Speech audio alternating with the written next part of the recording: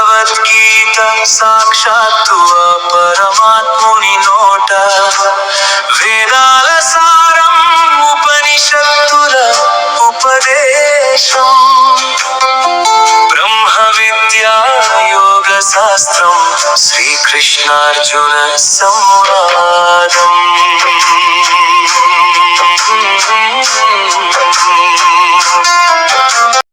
శ్రీమద్ భగవద్గీత 7వ అధ్యాయము జ్ఞాన విజ్ఞాన యోగము 22వ శ్లోకం.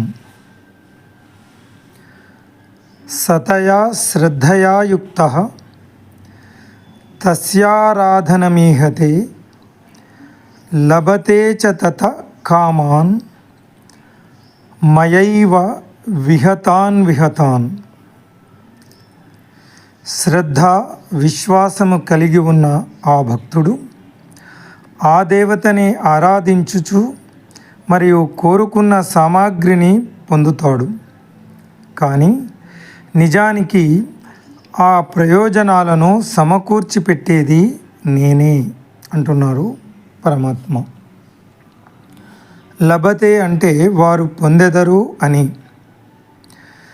దేవతల యొక్క భక్తులు వారు కోరుకున్న వాటిని ఆయా దేవతల ఆరాధనతో పొందుతారు. కానీ నిజానికి వాటిని ప్రసాదించేది భగవంతుడే, దేవతలు కాదు. భౌతిక ప్రయోజనాలను సమకూర్చిపెట్టే అధికారం దేవతలకు లేదు అని.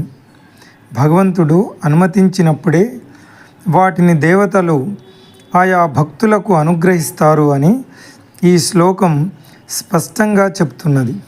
కానీ మిడిమిడి జ్ఞానంతో ఉన్న జనులు వారు ఆరాధించే దేవతల ద్వారానే అవి వస్తున్నాయి అని అనుకుంటారు అని తెలియజేస్తున్నారు శ్రీకృష్ణ పరమాత్మ. Endowed with faith, the devotee worships a particular celestial god and obtains the objects of desire. But in reality, I alone arrange these benefits. Sri Krishna reiterates in this verse that the celestial gods do not have the capacity to fulfill the material desires of their devotees. They can only grant wishes if God permits it. Labhate means to obtain.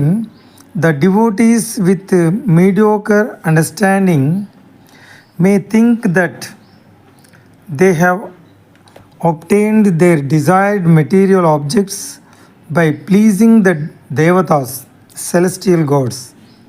However, it is not the devatas but God who facilitates everything.